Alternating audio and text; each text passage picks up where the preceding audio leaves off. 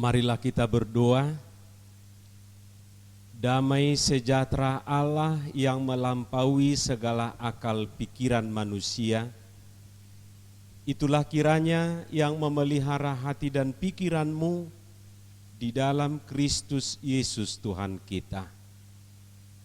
Amin. Shalom. Bapak, Ibu, dan saudara-saudara terkasih, firman Tuhan yang ditetapkan buat kita di peringatan kenaikan Tuhan Yesus Kristus hari ini dari Markus 16 ayat 15 hingga ayat 20. Saya akan bacakan untuk kita semua. Marilah kita dengarkan bersama-sama. Demikianlah firman Tuhan. Lalu ia berkata kepada mereka, "Pergilah ke seluruh dunia, beritakanlah Injil kepada segala makhluk. Siapa yang percaya dan dibaptis akan diselamatkan, tetapi siapa yang tidak percaya akan dihukum. Tanda-tanda ini akan menyertai orang-orang yang percaya. Mereka akan mengusir setan-setan demi namaku. Mereka akan berbicara dalam bahasa-bahasa yang baru bagi mereka. Mereka akan memegang ular, dan sekalipun mereka minum racun maut, mereka tidak akan mendapat celaka. Mereka akan meletakkan tangannya atas orang sakit, dan orang itu akan sembuh." Sesudah Tuhan Yesus berbicara demikian kepada mereka, terangkatlah ia ke sorga, lalu duduk di sebelah kanan Allah. Mereka pun pergilah memberitakan Injil ke segala penjuru, dan Tuhan turut bekerja dan meneguhkan firman itu dengan tanda-tanda yang menyertainya. Demikian firman Tuhan. Saudara-saudaraku yang terkasih, tentu kita semua pernah mendengar kata visi dan misi. Dalam sebuah organisasi atau lembaga, bahkan sebuah partai, kata ini bukan kata yang asing lagi. Saudara-saudara, visi adalah tujuan yang mau kita capai. Itu visi. Sementara misi adalah tindakan untuk mencapai tujuan tersebut. Apa yang harus kita lakukan untuk mencapai tujuan itu? Itulah misi. Karena itu saudara-saudara, misi tidak boleh bertentangan dengan visi. Tindakan harus sejalan dengan tujuan. Kalau ditanya apa visi kita? Apa visimu? Sebagai orang Kristen, apa yang menjadi visi kita? Apa yang menjadi tujuan kita? Coba kita buka Alkitab kita dan kita baca Matius 5 ayat 13 dan ayat 14. Saya pikir ayat ini ayat yang sering kita dengar, ayat yang sering kita baca. Di sana dikatakan, kamu adalah garam dunia dan kamu adalah terang dunia. Menjadi garam dan terang, itulah visi orang Kristen. Sederhana sekali, bukan? Jadi Tuhan tidak pernah muluk-muluk kepada kita. Sangat sederhana.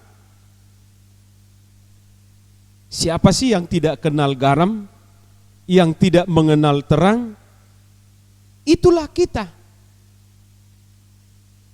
Masalahnya sekarang Bapak Ibu dan saudara-saudara, bagaimana kita bisa mewujudkan itu? Bagaimana kita bisa menjadi garam, bagaimana kita bisa menjadi terang? Disitulah perlunya misi. Apa yang harus kita lakukan untuk sampai ke sana? Kalau HKBP dalam aturan peraturan HKBP, visinya sangat jelas dituliskan di sana bahwa visi HKBP itu menjadi berkat bagi dunia. Gabe pasu-pasu tu portibion. Itulah visi HKBP. Molohita secara pribadi ahama muse visita. Asing ni natado na digijangi ahado visita na manguluon. Molo sinukun halak taringotuson say adong dope na madok toema asal mamangulu. Yang penting hidup. Ngapi gageleng mo katanya. 5 dobah kawan. Hebat doho puang. 5 geleng mo. Ngadi dia nuaik sudi. Ninadongan nai. Ngalau be mangalului alangon na. Pala puji Tuhan. Hebat nai ho. Ngamandiri hape sudi geleng mo. Dungi Roma ibana mo siya mga lusi toy madongan asal mamangulu. Saudara-saudara yang terkasih, ayang goholan asa mangulu do, asal mangulu niatuk pe mangulu doi. Dihurtik otik pitor mangulu doi. Jadi hanya sekedar hidup. Saudara-saudara yang terkasih dalam nama Tuhan Yesus Kristus, di dalam nats ini Yesus mengatakan bahwa visi kita adalah memberitakan Injil ke seluruh ciptaan. Mamaritahon berita nauli itu sadok natinopa. Ini tugas dan tanggung jawab semua pengikut Kristus. Bukan hanya tugas pendeta dan para pelayan yang lain, tapi tugas kita semua memberitakan Injil ke seluruh ciptaan. Di ayat 15 dikatakan, pergilah ke seluruh dunia, beritakanlah Injil kepada segala makhluk. Tentu ketika mau menjalankan tugas dan mewujudkan visi itu bukan tanpa hambatan dan rintangan, saudara-saudara. Tentu tidak semulus yang kita bayangkan. Pasti ada hambatan dan rintangan. Cuma kita perlu camkan bahwa hambatan yang pertama itu bukan pertama-tama datang dari luar diri kita sendiri, tetapi justru datang dari diri kita sendiri. Jadi tantangan dan hambatan itu bukan pertama-tama dari luar, tetapi datangnya dari diri sendiri. Perhatikan di ayat sebelumnya, di ayat 14 dikatakan, dan ia mencela ketidakpercayaan dan kedegilan hati mereka. Oleh karena mereka tidak percaya kepada orang-orang yang telah melihat dia sesudah kebangkitannya. Dungi dipicang ma ganggu dohot jogal ni rohana sida. Apa artinya? Bagaimana mereka memberitakan Injil, dia sendiri pun gak percaya. Dia sendiri pun gak yakin. Dia sendiri pun ragu. Bagaimana dia memberitakan firman Tuhan, memberitakan kabar baik, dia sendiri pun tidak percaya. Di ayat 17 dikatakan lagi, tanda-tanda ini akan menyertai orang-orang yang percaya. Yang pertama dikatakan, mereka akan mengusir setan, berbicara dalam bahasa-bahasa yang baru, akan memegang ular, sekalipun mereka akan meminum racun maut, mereka tidak akan mendapat celaka. Dan terakhir dikatakan mereka dapat menyembuhkan yang sakit. Luar biasa bukan? Coba kita ulang sekali lagi.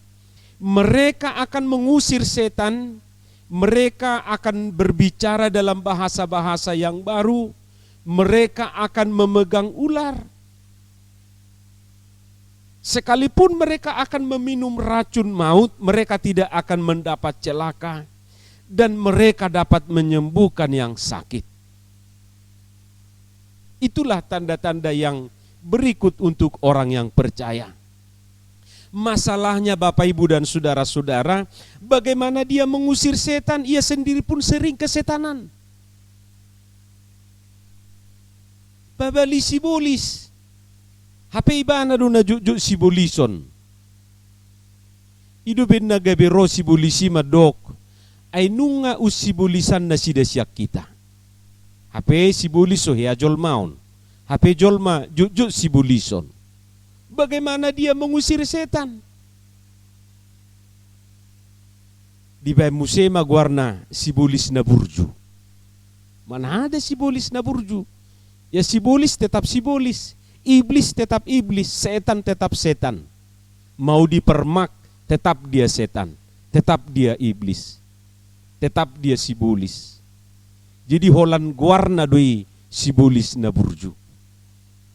Bagaimana ia berbicara dalam bahasa yang baru, kata-katanya pun sering menyakiti, sering menyakitkan hati, sering melukai hati.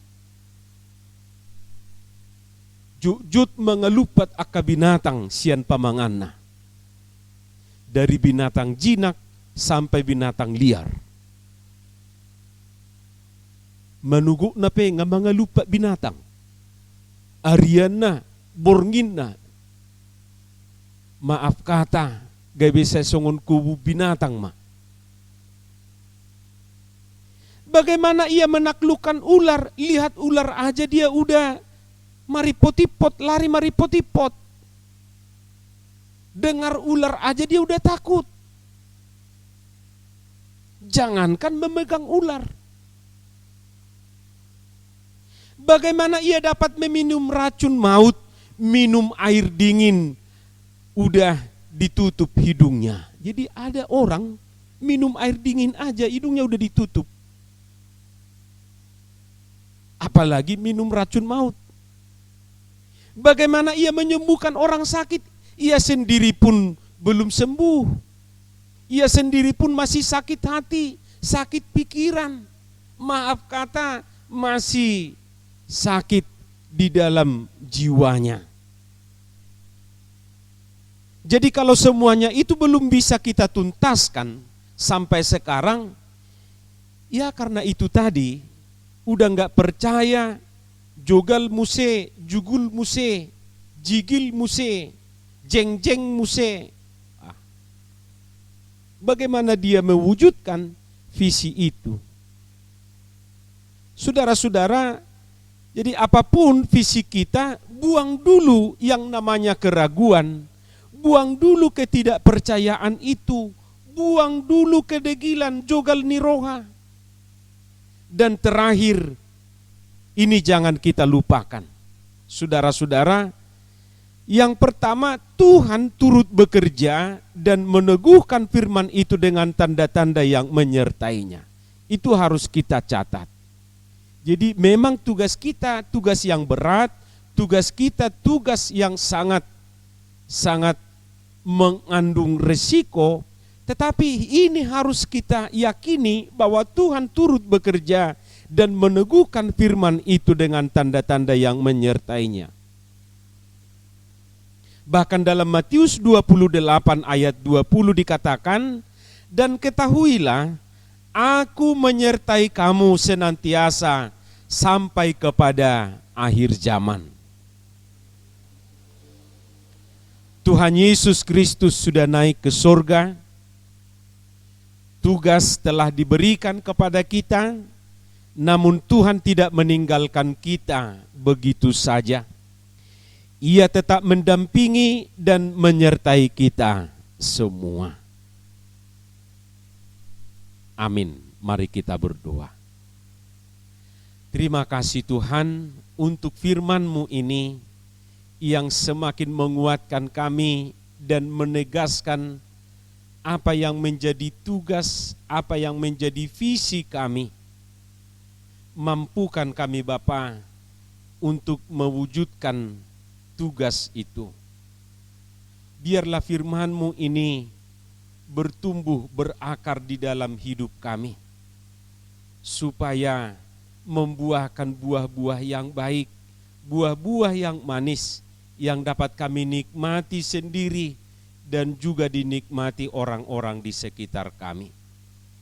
Berkati perayaan kami hari ini, berkati ibadah-ibadah yang kami lakukan di rumah masing-masing. Jauhkan kami Tuhan dari segala mara bahaya, biarlah berkat-Mu senantiasa menyertai kami dimanapun kami berada, dimanapun kami melakukan segala aktivitas kami. Di dalam nama Yesus Kristus kami berdoa dan mengucap syukur. Amin.